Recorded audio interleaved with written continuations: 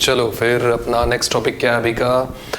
Page number 17 में दिया हुआ अपना ये अम्ल एवं क्षारक के रासायनिक गुणधर्म। पेज नंबर 18 में भी है, पेज नंबर 19 में भी है। तो 3 पेज मिला के आज अपन एक टॉपिक कवर करेंगे, ठीक है। अब जैसा बुक में दिया, जैसे कि दिया बुक में 2.3.1, 2.3.2 एक एक टॉपिक करके दिए हुए 5 टॉपिक है ना, 17, 18 और 19 मिला के। अब इन तीनों टॉपिक में जैसा बुक में दिया है वैसा तुम लोग नहीं लिखोगे, जैसा मैं तुमको बताऊंगा तुम लोग वैसा पेपर में लिखोगे ना। जैसे कि तुम लोग साइड में देख सकते हो एक एक गुणधर्म को मैंने बाजू में अच्छे से लिख दिया हूं, है ना। ऐसा तुम लोगों को स्टेप बाय स्टेप पेपर में लिखना है, स्क्रीनशॉट लेके लिख लो जैसा भी है तुम लोगों को, मैं एक एक करके तुमको डील करूंगा। सबसे पहले स्टार्ट करते हैं हम लोग क्या, अम्ल एवं क्षारक के रासायनिक गुणधर्म। पहला गुणधर्म क्या था, अम्ल और क्षारक की धातु से अभिक्रिया। पहले एक एक करके मैं मतलब पूरे एक साथ बता देता हूँ। सबसे पहला गुणधर्म क्या हो, गुणधर्म का मतलब क्या हो जाएगी, इनकी क्वालिटी बताना है कि ये लोग कैसा बिहेव करते हैं, क्या अम्ल और क्षारक, ठीक है। पहली प्रॉपर्टी क्या है इसकी, अम्ल और क्षारक की धातु से करवाएंगे अपन लोग। अम्ल और क्षारक की पहले धातु से क्रिया करवाएं, ठीक है। किसकी, अम्ल और क्षारक की धातु से करवाएं। दूसरा पॉइंट क्या है, अम्ल की करवाएं अपन लोग किससे, धातु के कार्बोनेट और धातु के बाइकार्बोनेट या फिर hydrogen carbonate. Bicarbonate hydrogen carbonate same होता है। तीसरा, पहले पर क्या करें, अम्ल और क्षारक की करवाएं धातु से। दूसरे में क्या करवाएं अपन लोग, अम्ल और सिर्फ अम्ल की धातु के कार्बोनेट और बाइकार्बोनेट से। अब अपन करवाएंगे क्षारक की किससे, क्षारक की करवाएंगे अधातु के ऑक्साइड के साथ। तीनों क्या, चौथा क्या कराएंगे, अम्ल क्षार की आपस में। और पांचवा, अम्ल और क्षार में क्या करेंगे, विद्युत का चालन करेंगे। सिंपल है, अच्छे से याद कर लेना इसको स्टेप बाय स्टेप। फर्स्ट है क्या, अपना फर्स्ट अम्ल और क्षारक की धातु से अभिक्रिया। अब देखते हैं अम्ल और क्षारक की अगर अपन धातु से अभिक्रिया करेंगे तो क्या होगा। अम्ल और क्षारक की धातु से अभिक्रिया को समझाने के पहले मैं एक छोटा सा प्रैक्टिकल क्रियाकलाप जो तुमको अभी तक पहले बताता नहीं था, मैं अब थोड़ा सा डिटेल देना स्टार्ट करूंगा। उसको पेपर में नहीं लिखना है, तुम्हारे समझने के लिए। तो मैंने एक ट्यूब लिया, एक परख नली लिया, ठीक है। उसको स्टैंड में फिक्स किया, एज यू कैन सी, तुम देख सकते हो। उसको मैंने परख नली को फिक्स किया स्टैंड में, और उसमें मैंने तनु HCl अम्ल डाला, हाइड्रोक्लोरिक अम्ल। तनु का मतलब क्या हो, पतला। तनु को अपन बोल सकते हैं जैसे कि हमारे घर की चाय बनती है, कितनी एकदम, होटल की चाय कितनी अच्छी लगती है और घर की चाय कितनी गंदी लगती है। एक दस लगता है कि पानी पानी चाय पूरी है ना, पतली बोल सकते हैं जिसको अपन लोग, तो उसको शॉर्ट फॉर्म में बोलते हैं तनु, जिसमें पानी ज्यादा रहता है। और सांद्र मतलब गाढ़ा, गाढ़ा मतलब जैसे कि बलगम, हमारा सेमड़ रेमड़ जो भी बोलते हैं, है ना, वो सांद्र होता है, गाढ़ा होता है वो, ठीक है। खैर जाने दो। तनु का मतलब क्या हुआ, पतला। तो तनु HCl मैंने डाला किसमें, फनल में डाला, अपनी परख नली में डाला, ठीक। उसमें मैंने जिंक के टुकड़े डाल दिए। क्यों, क्योंकि पहला पॉइंट क्या बोलता है, अम्ल व क्षार की धातु से अभिक्रिया बताना है अपने को ना। तो अपने क्या डाले उसमें, धातु में क्या डाले अपने, जिंक के टुकड़े डाले। और जैसे ही मैं जिंक के टुकड़े उस परख नली में डालता हूं तो क्या होता है, देखो एक गैस निकली, ठीक है। उस गैस नली के जैसी बाहर में एक मोमबत्ती लेके जाता हूं मैं, तो उसमें एक पॉप जैसी आवाज आती है और मोमबत्ती बुझ जाती है। पॉप मतलब कि इस टाइप की, मतलब अच्छी आवाज निकली है, इस टाइप की आवाज निकलेगी और मोमबत्ती क्या हो जाएगी, बुझ जाएगी। जो हमको बताता है कि उससे क्या निकलता है, हाइड्रोजन गैस निकलती है, ठीक है। तो इस क्रियाकलाप से अपन ने क्या सीखे, अपन ने ये सीखे कि किसी भी अम्ल की अगर धातु से क्रिया कराई जाए, अम्ल था ना HCl कि अगर मैं धातु से क्रिया कराऊंगा तो क्या बनता है, लवण व हाइड्रोजन गैस बनता है। सिंपल है। एक तुम लोग देख सकते हो कि 2HCl + Zn, बुक से ही मैंने एग्जांपल उठाया ना, जो देख सक रहे हो तुम लोग कि 2HCl + Zn = ZnCl2 + H2, hydrogen gas निकली, ठीक है ना। HCl क्या था, एक अम्ल था, Zn क्या था, एक धातु था, ठीक है। अब इसी परख नली में अगर मैं एक क्षार डालूंगा, क्षारक डालूंगा, उसका एग्जांपल मैंने लिया सोडियम हाइड्रोक्साइड, ठीक है, बुक में ही दिया हुआ तुम्हारे। सोडियम हाइड्रोक्साइड में अगर मैंने जिंक के टुकड़े डालूंगा तो सेम, अगर मैं उसको ले जाऊंगा तो हाइड्रोजन गैसें निकलेगी और सेम वाली आवाज निकलेगी और फिर मोमबत्ती बुझ जाएगा, ठीक है। कैसी कैसी आवाज निकालता हूँ यार। तो क्षारक की धातु से क्रिया कराने पर सेम बनता है लवण व हाइड्रोजन गैस बनती है। तो अपन ने क्या सीखे, क्या लिखोगे इसको तुम लोग, बुक को देखने की यहाँ पे ज्यादा गाइड देखने की जरूरत नहीं। सिंपल है, किसी अम्ल व क्षारक की हम लोग अगर धातु से क्रिया कराएंगे तो लवण व हाइड्रोजन गैस बनती है, और 2 समीकरण को लिख देना, सिंपल है बॉस, ठीक है। सोडियम वाला एग्जांपल, सॉरी मैं बोलना भूल गया, तुमको तो दिख रहा होगा यहाँ पे। सोडियम हाइड्रोक्साइड की मैं जिंक से क्रिया किया जो कि क्षारक है, तो क्या बन जाएगा, सोडियम जिंकेट और हाइड्रोजन गैस बनेगी, ठीक है। दोनों को लिख देना, दोनों को लिखना प्रॉपर। चलो नेक्स्ट क्या है, 2.3.2 अम्ल की। हाँ, पहले क्या था, अम्ल और क्षारक की अपन धातु से करवाए, अब अम्ल की करवाएंगे किससे, धातु के कार्बोनेट और धातु के बाइकार्बोनेट या फिर हाइड्रोजन कार्बोनेट। जो H लिखे रहता है ना बीच में, बाइकार्बोनेट में उसको बाई भी बोलते हैं और हाइड्रोजन भी बोलते हैं। अब अपन अम्ल की क्रिया करवाएंगे। इसके लिए फिर एक और मैं क्रियाकलाप बताऊंगा तुम लोगों को जो तुम्हारे बुक में दिया हुआ है, हालांकि फिगर थोड़े से अलग है। ठीक है, तो क्या देखते हैं, फिर से उस परख नली मैंने तनु HCl लिया, अम्ल की बात कर रहे हैं अपन लोग, उसमें मैंने डाला सोडियम कार्बोनेट। क्यों? क्योंकि अपन लोग कार्बोनेट धातु के सबसे पहले कार्बोनेट से करवाएंगे। धातु के कार्बोनेट डाल रहा हूँ, धातु कौन सा सोडियम हो गया, उसको कार्बोनेट लिया मैंने, सोडियम कार्बोनेट। जैसे ही मैंने सोडियम कार्बोनेट डाला तो फिर उसमें से गैस निकलती है जो कौन सी होती है, कार्बन डाइऑक्साइड। अभी कार्बन डाइऑक्साइड है कि नहीं इसका अपन पहचान कैसे करेंगे? उसके लिए अपन क्या करेंगे, देखो एक बीकर लिया मैंने, छोटा सा एक ट्रायंगल शेप वाला, उस बीकर में मैंने डाला चूने का पानी। ठीक है, चूने का पानी CaCO3, उस चूने के पानी में उस परख नली को मैंने डाल दिया, तो चूने का पानी उबलने लगता है, जो बताता है कि उस परख नली से, उस पाइप से CO2 निकल रहा है। चूने के पानी में CO2 डालने से चूने का पानी उबलने लगता है। कैसे? अभी दिवाली आ रही, तुम लोग खुद देखना अपने खुद के घर में, चूना जब पूरा घोलोगे तुम लोग देखना गरम गरम निकलता रहता है उसमें, उबलने लगता है अपने आप। तुमने एक पाइप लेना, उसमें ना फूकना, खींचना मत, फूकना उसमें। ठीक है, फूकोगे ना तो वो और उबलेगा, जो बताता है कि तुम्हारे मुंह से CO2 निकल रहा है और वो और उबल रहा है। ठीक है, तो उस बीकर को मैंने यूज किया, उसमें चूने का पानी लिया, जो बताता है कि उस परख नली से CO2 निकल रहा है। और इस प्रैक्टिकल से इससे अपन लोग क्या सीखे कि अम्ल की धातु के कार्बोनेट से अगर क्रिया कराई जाए तो क्या बनता है, लवण। लवण तो बनेगा, ऑब्वियस है ना, लवण, CO2 और जल बनता है।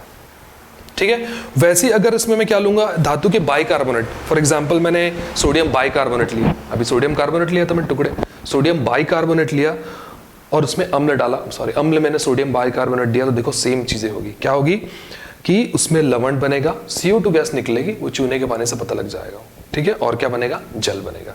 दूसरी नंबर की प्रॉपर्टी होगी अपनी। ठीक है, तीसरा नंबर का क्या हो जाएगा, पहले अम्ल और क्षार की कराया, फिर अम्ल की कराया, अब किसकी कराऊंगा, क्षार की करवाऊंगा। थर्ड पॉइंट अपना, अब क्षारक के अधातु की, अब क्षारक के अपन किससे कराएंगे, 2 बार तो धातु हो गया, तीसरी बार क्या लेंगे अपन, अधातु लेंगे। क्षारक के अधातु के ऑक्साइड से भी क्रिया ये करवाएंगे अपन लोग। ठीक है, अब इसके लिए फिर से अपन एक प्रैक्टिकल देखते हैं, क्रियाकलाप देखते हैं। जो अभी मैंने जस्ट बताया वो चूने के पानी में अपन CO2 डालते हैं, वही वाला एग्जांपल ले रहा हूँ। बुक में थर्ड पॉइंट का जो एग्जांपल है उसमें क्या बोलते हैं उसको यार, प्रैक्टिकल नहीं दिया हुआ है ना, कोई प्रयोगशाला, कोई क्रियाविधि कुछ भी नहीं दी हुई, मैंने उसमें जबरदस्ती डाला है वाला, इसको पेपर में तो लिखना नहीं है बट समझने के लिए है, और बुक से अच्छा एग्जाम्पल मैंने लिया। अपन देखो इस बीकर में मैंने क्या लिया, एक नींबू पानी, सॉरी क्या है, लाइम वाटर लिया, और लाइम वाटर का फॉर्मूला क्या था, COH ट्वाइस। मैंने एक लाइम वाटर लिया और लाइम वाटर मैंने देखो एक परख नली के थ्रू मैंने क्या डाल रहा हूं उसमें, CO2 गैस। अब CO2 गैस क्या होती है, CO2 गैस क्या होता है एक्चुअली में, एक अधात्विक ऑक्साइड होता है। CO2 क्या हमारा, अधात्विक ऑक्साइड। अपन क्या करा रहे हैं, क्षारक की अधात्विक ऑक्साइड से क्रिया करवा रहे हैं। अब CO2 मैंने क्या लिया, एक अधात्विक ऑक्साइड है, और क्षारक क्या है वहां पे, CaOH ट्वाइस। जो लाइम वाटर है वो क्या है अपना, क्षारक है। ठीक है ना, CaOH ट्वाइस। अगर मैं अधात्विक ऑक्साइड, अच्छा हाँ, अधात्विक ऑक्साइड की प्रकृति अम्लीय होती है। पेज नंबर 19 में ना सेकंड थर्ड नंबर का कोई सा क्वेश्चन है, मुझे याद नहीं आ रहा, उसमें वही बताया कि बताइए कि अधात्विक ऑक्साइड की प्रकृति अम्लीय होती है उदाहरण के साथ, तो इसको लिख सकते हो तुम लोग। तो अधात्विक ऑक्साइड जो है उसकी प्रकृति क्या होती है, अम्लीय होती है।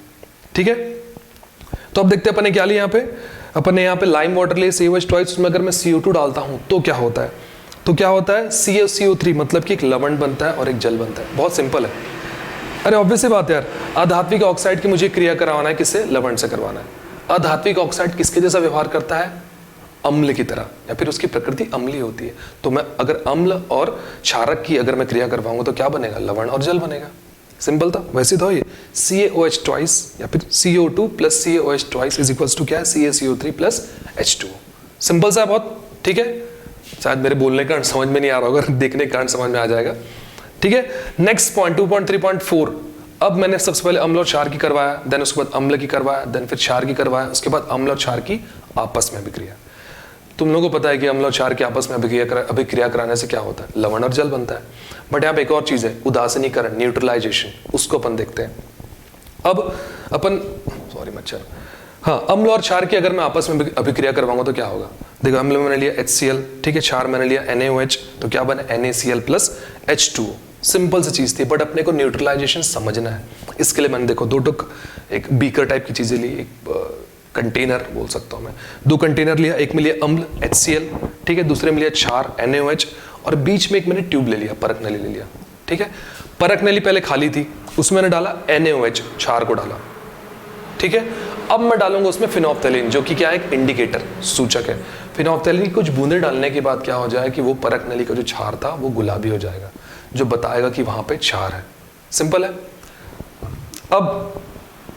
अब अगर उस परख नली में जो कि गुलाबी हो चुका है, मैं धीरे धीरे करके अम्ल डालूंगा, तो वो गुलाबी कलर फिर से किस में बदल जाएगा, सफेद कलर में बदल जाएगा। मतलब क्या हुआ, इसका मतलब ये हुआ कि पहले क्षार डाला, उसके बाद मैंने उसमें फिर अम्ल डाला, तो अम्ल के अणु क्षार के अणु से क्रिया करके उसे उदासीन बनाते हैं। इसे ही हम क्या कहते हैं, उदासीनीकरण अभिक्रिया, जिसके फलस्वरूप लवण व जल बनता है। सिंपल था उदासीनीकरण। उदासीनीकरण की डेफिनेशन मैं नहीं लिख रहा हूं यहाँ पे, तुम लोगों को हमने सीखा में देखना, पेज लास्ट में दिया हुआ है 4-5 पॉइंट के बाद। उदासीनीकरण का बहुत अच्छा डेफिनेशन मैं एक बार फिर से बोल लेता हूं। अम्ल व क्षार आपस में क्रिया करके एक दूसरे के अणुओं को उदासीन कर देते हैं, जिसके फलस्वरूप लवण व जल बनता है। ठीक है, इसे हम क्या कहते हैं, उदासीनीकरण अभिक्रिया। सिंपल था। ठीक है, अब नेक्स्ट सबसे अच्छा टॉपिक, अम्ल व क्षारक में अपन क्या करेंगे, विद्युत धारा प्रवाहित करेंगे। देखते हैं 5th पॉइंट में क्या होता है। फिर से मैंने एक बीकर लिया, बीकर को पहले खाली रखा, देखो उसमें मैंने तनु HCl लिख दिया हूँ। तनु मतलब ये पतला, हमारे घर की पतली वाली चाय वाला। ठीक है, पहले तनु HCl मत इमेजिन करना। ठीक है, पहले सिर्फ एक बीकर है, बीकर में मैंने कॉर्क रखा हूँ। कॉर्क तुमको पता होगा क्या होता है, कॉर्क मैं तुमको बता रहा हूँ। हाँ, पिक्चरों में तुमने देखा होगा कि जब लोग शैंपेन खोलते हैं ऐसे हिला के, बिल्कुल ऐसे खोलते इस टाइप का निकलता है वो, तो उसका जो ऊपर में जो लगे रहता है शैंपेन की बॉटल की, वो क्या होता है, कॉर्क होता है, जो लकड़ी या रबर का बना होता है। दोनों ही विद्युत के कुचालक होते हैं। ठीक है, दोनों ही विद्युत के क्या होते हैं, कुचालक होते हैं। ठीक है, अब मैंने उस खाली बीकर में क्या किया, मैंने उस कॉर्क को डाल दिया। उस कॉर्क मैंने 2 कील लगा दिया, कील वही है अपना खिल्ला यार। ठीक, कील लगाया, कील में मैंने क्या किया, वायर कनेक्ट किया, और उसमें एक मेरी फेवरेट बैटरी ड्यूरासेल की, खरीदना स्पॉन्सरशिप तो नहीं मिला मुझे, मेरी फेवरेट बैटरी बता रहा हूँ मैं, ड्यूरासेल, और उसमें एक बल्ब लगा दिया। ठीक है, और एक स्विच ऑफ ऑन ऑफ का बटन लगा दिया। ठीक, पहले सर्किट कंप्लीट नहीं हो रहा था क्योंकि तार के बीच में रबर आ रहा था, तो कहाँ सर्किट कंप्लीट हो गया। बट अगर मैंने उसमें तनु HCl डाल दिया, तो तनु HCl डालने के बाद क्या हो जाएगा, उसमें विद्युत धारा प्रवाहित होने लग जाएगी और वो बल्ब जल जाएगा। ऐसा क्यों हुआ, ऐसा इसलिए हुआ क्योंकि जैसे ही तनु HCl है ना, वो जो था ना अपने HCl में थोड़ी सी विद्युत गया ना, तो वो विभक्त हो गया। किसमें विभक्त हो गया, H+ आयन और OH- आयन में, और इसी H+ आयन के कारण विद्युत धारा प्रवाहित होने होगी, स्टार्ट हो गई। ठीक है, सिंपल था। और वैसे ही अगर मैं इसमें एक क्षार लेता हूं तनु NaOH, तो वो NaOH+ और OH- आयन में विभक्त हो जाएगा, और OH- आयन के कारण विद्युत धारा प्रवाहित होने लग जाएगी। तो इस क्रियाकलाप से अपन ने क्या सीखा कि किसी अम्ल व क्षार में विद्युत धारा प्रवाहित करने पर वह अपने आयनों में विभक्त हो जाता है, बस। ठीक है, इसी अपन आयनीकरण या आयनाइजेशन बोलते हैं, वो अपन नेक्स्ट टॉपिक पढ़ेंगे, बट फिलहाल के लिए इतना ही काफी है। ठीक है, तो अगर और किसी को कुछ डाउट होगा तो कमेंट बॉक्स में कमेंट करना। प्लीज सिलेबस जल्दी कंप्लीट करने के लिए मत बोलना, और अगर समझ में नहीं आया टॉपिक तो उसको फिर से रिपीट करना। ठीक है, तो फिलहाल के लिए इतना काफ़ी है। अब एडिटिंग करके सोऊंगा यार, 1:30 बज रहा है, एडिटिंग करके अपलोड करने में 3-3:30 बज जाएगा। चलो बच्चे लोगों को बाय, गुड नाइट।